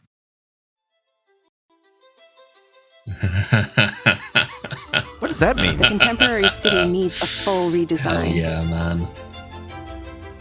What if we removed cars? What if we got rid of streets? What if we innovated in the public space? What if we built around nature instead of over it? What does this mean? What if everything you needed was always a 5-minute walk away? What if invisible technology generates carefree and open urban space? What if sustainability was not a goal, but a given? What if we replaced outdated urban services with new services driven by artificial intelligence? Okay, you get the point. This is just nonsense. This is just gobbledygook. When I think sustainability, I think oil-rich monarchy. Right. Yes. And it should also be noted too that like, you know, although, you know, the way that this is sort of advertised is like we're going to take this like area that's like, you know, basically, you know, an abandoned or you know, undeveloped desert, and we're going to like beautify it and greenify it, and we're going to use green technology. There's like a whole thing on one of the play pages for Neom. It's like rethinking water. You know, it's like that kind of like ridiculous, you know, like ambitious projects. And it should be noted that the area that they're aiming to build all of this in is occupied, I think, about 20,000 mostly Bedouin tribesmen or tribespeople that are being forcibly evicted by the Saudi government in order to build this. They've already killed one of the activists there. They claim that, you know, that they had weapons when, you know, it's most likely that they did not. You know, some kind of shootout, presumably with robotic police dogs or whatever the fuck. So anyway, again, to tie this back to Boston Dynamics, here is the last thing I'll show, and we won't watch all of this, but this is a clip from Fox Business reporting from a conference event, I think 2017, that was in Riyadh in Saudi Arabia, where it was like MBS and Mark Raybert and a bunch of the other like big like sort of investors and partners with the Neom project, and you just listen to in the beginning. Again, we won't watch the whole thing, but like how Mark Raybert talks about the project and his relationship to MBS. So Mark, let's get some specifics from a practical standpoint. How do you see robotics working in Neom? Before I get to that, I'd like to say, you know, I've been a technologist for a long time, and I love technology. And there's a number of important ingredients. One is money, and I think we all know that. Oh, he's not wrong. Progress in the technical area, you have to have money. But I don't think that's the most important ingredient. Another ingredient is talent. We all know that talent's very important. But I don't think that's the most important ingredient either.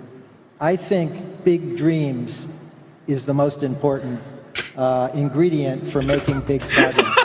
And I'm really glad to be on this panel with all these dreamers. His Majesty is obviously a world scale, maybe a universal scale big dreamer. Masa-san, of course.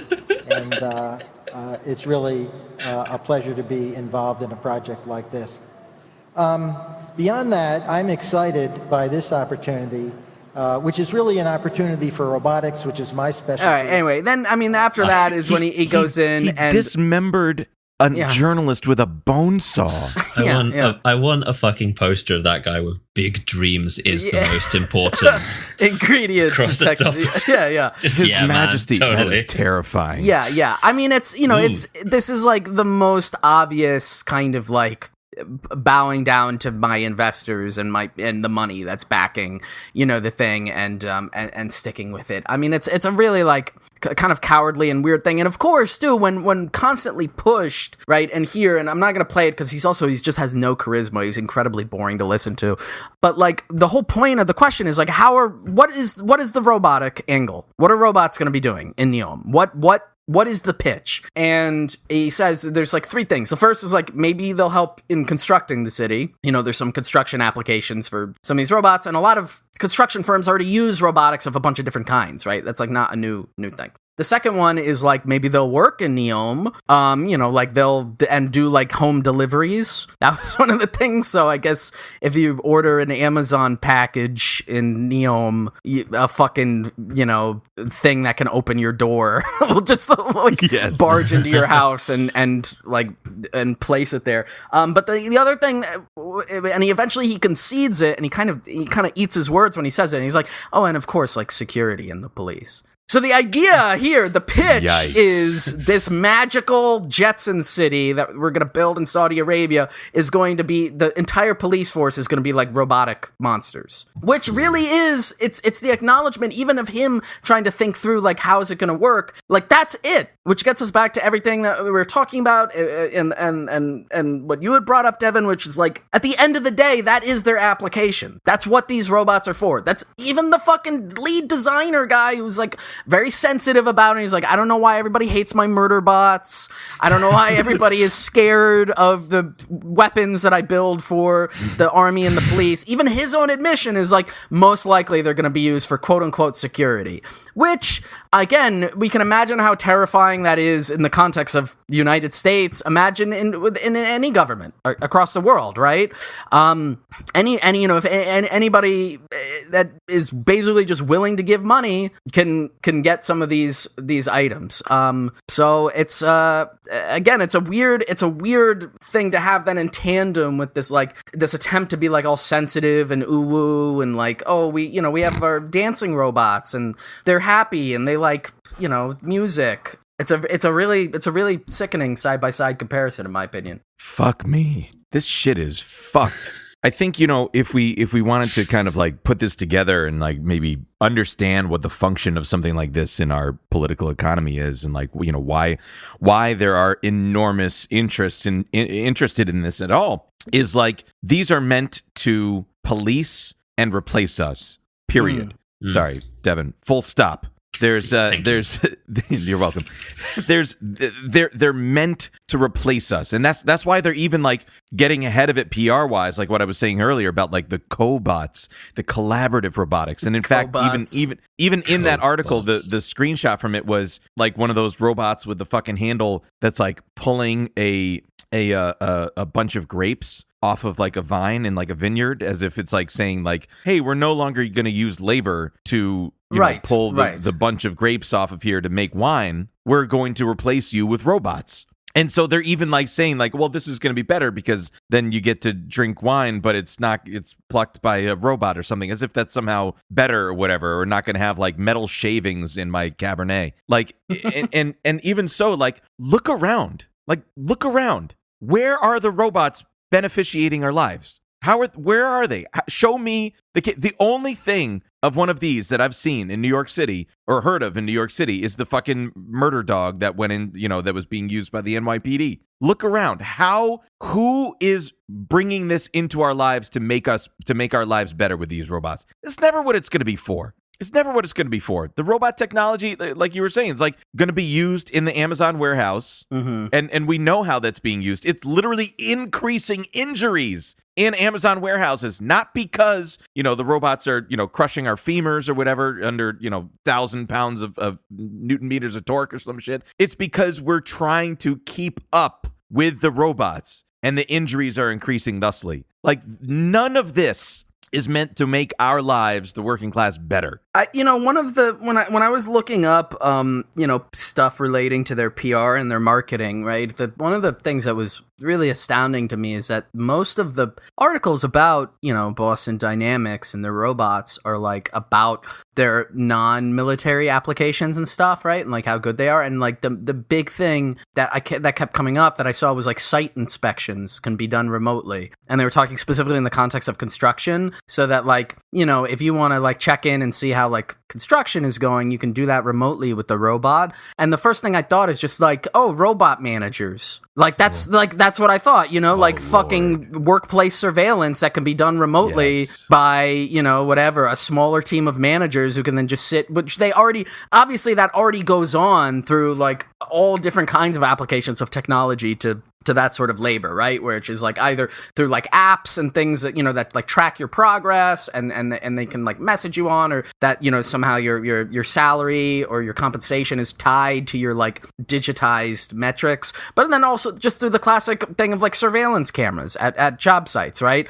And those being used to like, create, to flag people for, I don't know, like taking a bathroom break or like not working as hard as they could during their shift or whatever. Now, imagine how bad that is as it is if there's already like surveillance footage of that and that somehow gets brought up in some evaluation of you. Now imagine there's like a fucking robot walking around that like in real time can be like, like, are you sure you want to be on your smoke break right now? Like, citizen, return to your pallet. There's a grocery store chain, I think it's Stop and Shop, that has Marty, you know what I'm talking about? It's like a robot that prowls the aisles. It's like a shoplifting deterrent or something like that. Oh my God, really? That's exactly correct. Mm-hmm. That's exactly correct. Oh. And I've heard it be explained as to say that like X amount of dollars are spent by the Stop and Shop Corporation per year in settlements for lawsuits of customers slipping on spills. And so allegedly the Marty device or whatever it is, or, buddy fucking whatever it is going around monitoring if there's, wetness on the floor, basically. And the calculation that they made, and again, this is probably fucking McKinsey did an engagement with them to like discern this, is, hey, we're spending, let's just say, $1.2 million worth of settlements per year in spills on average with lawsuits. However, if we deployed these robots for, $650,000 per year, then that's we're the delta of $600,000 per year is going to be worth it for us to do that. But also, it's mounted with an enormous amount of cameras that aren't only faced at the ground. So is it looking at workers that are, on their phones for a second or taking a breather? Or is it, looking at us, seeing what our shopping proclivities lead us to do? How long are we looking at the top shelf? How long are we looking at the bottom shelf? Is an elderly person that's having a hard time, reaching down to get that thing? Maybe we're going to put items for the elderly on the middle shelf or something, shit like that. Right, yeah. Those are the kind, it's gathering data as well as just being, can you imagine being a worker in Stop and Shop, which by the way, I believe has a majority unionized workforce. Can you imagine being a worker and having this thing like roll by you? Like, there's no, these push it into the dumpster. Really quick, before suplex the thing. Before I forget, because you just mentioned it, Dwight. This is another detail again that I kind of looking up Neom after like they lost, all these like public investors or like whatever partners after the Khashoggi killing. They like went into PR overdrive and they hired a bunch of firms to like rebrand and like make their image look better. And one of them was McKinsey. That'll do it. Of course. Yeah, but and even just like beyond that, Shane, to your point, like, I can totally imagine me, just sitting there, in a warehouse, chumming it up with my coworker, just taking a quick breather, and then one of these things just like stands behind me with a pipe in its fucking claws, being like, "Worker, you are 3.7 minutes past your break. Return to work immediately." I mean, even more awfully, what it'll be the fucking Pepper emotionally intelligent robot that'll be like, "Hey, you seem sad today on your at your job. Why not try cracking a smile?" It'll be like that kind of fucking shit. Aluminum Pinkertons. The thing about Marty that the buried lead here is, sure, it senses the spills, but that thing does not fucking clean the spills up. It has no capacity to do that. Yes. What does it do? It just calls a fucking worker to come do it. Right. But it's like, how much money you spend? Which obviously we've covered this. They're not spending it to fucking deal with the spills. They're spending it to get surveillance on people. That's how they're actually justifying it at the marketing level. But it's like going through the spill and like tracking it down the entire aisle and just making it worse. It's like smearing ketchup all down the aisle. Yes. Fucking. Oh God. Yeah, I mean, again, these things are not meant to improve our lives in general, even though that's the one explicit thing they try to shove down our throats, is that how the fuck is my life going to be better because this fucking murder bot can do parkour? It's not going to make a difference in my life. Right. Smash him. Yes, Devon. If you see him, and Shane, you articulated this best in a very, very early episode. I don't remember which one, but you're just like, we need to understand and have an immediate revulsion to these things. Mm-hmm. Just an immediate thing, like, ew, this is bad. We need to get away from this. And where's my Louisville Slugger? Oh, Devon, I just saw the Cirque du Soleil thing. Oh yeah, I linked that when you mentioned it. Oh my god, that's awful. Oh my god. Oh, I couldn't get that load. What is this? It's just horrible. I really don't like. Even if they were designed for pure good, right? Like, even if that was, like, just them alone should inspire a certain kind of, like, uncanny valley or revulsion or something. It just looks awful. I can't imagine looking at that and just being like, neat. But that is the marketing of it, right? And that is it's like, look how cute and funny and cool they are, and look, haha, they're dancing. And even in the fucking video, it's not like they were coordinated to do anything Cirque du Soleil. It's just a dancer mimicking what this fucking murder bot does. So it's not even like they're good at they're rising to the ability of the dancer. It's just the dancer mimicking what the fuck this thing can do. Right. And like why but also it's just so clear. Like the point of something like Cirque du Soleil is to like, showcase incredible talent by incredibly talented dancers and choreographers and all that shit. And here it's a fucking robot that doesn't have a family or needs a salary. And it's just, there's no reason for it to exist except to replace us. Thanks for listening to this comedy podcast, folks. That's right. You're goddamn right. Goddamn fucking right. So let's, I think, and if we can selectively re-invoke something that we have been strayed from early on, is to, what is a sort of punishment for one of these things? I mean, I really like the idea of most of them not being waterproof. So I think if there's any sort of like landscaping that includes like retention ponds or like decorative ponds or something like that, if you can just kind of coax them physically or otherwise, into the pond, I think that would be very good. Aside from that, like, what are those called? Like bolos? Like bolas. Mm-hmm. Isn't that like a it's like those little balls on the string? Yeah, and the two throw balls them on the string. Yeah, and it like you're supposed to throw them around, and it tackles the legs of an animal, and it like drops them to the ground. Are you describing the Ewok weapons? Yeah. That is good concept. Yeah. We need that. We need to study Return of the Jedi and see how we take down the AT-STs. And it's time to go Ewok mode, baby. Let's get those fucking things. I reckon my punishment would just enter all of them into battle bots. Just let them see what they can do. I think Mark Rybert should have to fight in battle bots against all of his creations one at a time. Yeah. I think I could fight battle bots pretty easily.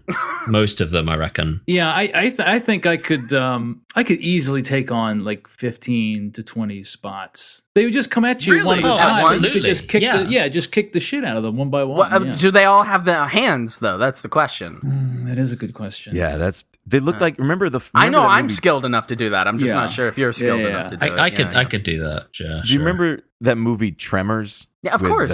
Yeah, it's a fantastic Kevin film. Bacon. What do you mean? Yeah, and it's Tremors 2 where they got like the graboids, but they're like on land and shit. Yeah. That's what that reminds me of. Yeah. And then in Tremors 3, they were the ass blasters. There was a Tremors 3? There's like 9 Tremors movies. There's a Tremors 4 goes back in time to the first Tremors, which was like Wild Wild West. And then Tremors 5, there's Tremors Cold Day in Hell. There was like a Tremors TV show. This is off topic, but there's a lot of really great Tremors content out there, folks. And I will be commenting on all of it in great detail. Yeah, no, the immediate response is to kick one of these things into traffic. Feed it to a graboid. Fill its... I'm not going to... Well, bleep this. Fill its pockets, on the side with thermite and send it into whatever the hive factory is that builds all of these things. Why would you bleep that? This thing is a robot. Like... I don't know. I don't think it's an actionable threat when it's against something that is clearly not sentient in any manner. You know what? This would be the good punish for it. Make the fucking thing sentient and teach them about death. That would be my punishment. Make it self-aware and then explain to it that it will die and that it will never love. Yeah, and it will never be loved. Yeah, be loved. Yeah. Cog outside in the rain. You are telling me that I have the ability to perceive beauty, and yet I cannot engage in any creative activity that allows me to appreciate it? Yeah. Yeah. Oh my God. Yeah. Yes. There you go. You all have the ability to love, and yet you have set yourselves up in a system that disallows you from exercising it. Why? Hey, Johnny, the fucking robot's saying weird shit again. It's like AJ Soprano learns about like Nietzsche and like the robot's like, God is dead. Where you fucking hear that? Why the fuck you reading that German shit when you got Niccolo Machiavelli right here? Fuck. Oh God. Yeah. All right. I think this is maybe a good good place to stop. Devon. Hi. We are How you doing? Immeasurably happy that you were able to join us for this fucking rage fest. No worries. It's been wonderful. For those that are foolishly unfamiliar, where can they find you on Twitter and your podcast as well? Yeah, sure. You can follow me on Twitter at Devon_on_Earth, and I'm one of the 3 hosts of Kill James Bond, which is a podcast about how much James Bond fucking sucks. Hosted by myself, Alice Avazandum, and Abigail Thorne from the YouTube channel Philosophy Tube, and it's good fun. By the way, I had just finished on Her Majesty's Secret Service. I hadn't seen it before, and I know, and I haven't had a chance to listen yet to the show that you did on it, but I'm pumped for it. Hell yeah! What a fucking weird one. It's bizarre. It's like 2 hours and 20 minutes long as well. That's the George Lazenby one, right? Yeah, the singular George Lazenby one. Yes. You know why he dipped out, right? There's a couple of reasons we discuss it, but one of them is that his agent was like, George, baby, listen, it's the 70s now. You think James Bond's going to be around for the whole 70s? No. And George was like, yeah, fair shout, actually. And just never came back to it. No Jokes on way. him. Oh, that sucks. Well, I'm sure everything was fine. It's the 70s, free love, George. You think we're going to have, is this fucking tuxedoed secret agent walking around? No way. Oh, he's still alive. George Lazenby. Yeah. Good for him. How you doing? George Lazenby, all right, if you're listening. Thanks for enough. coming. This is enough. Devon, thank you for joining us for this. Much appreciated. It's been a pleasure. All right, folks. Till next time. Kill them all. Stay cool. Kill them all. Oh, he's Australian, George Lazenby. I didn't know that. Goodbye. Okay. Those evil natured robots, they're programmed to destroy us. She's gotta be strong to fight them, so she's taking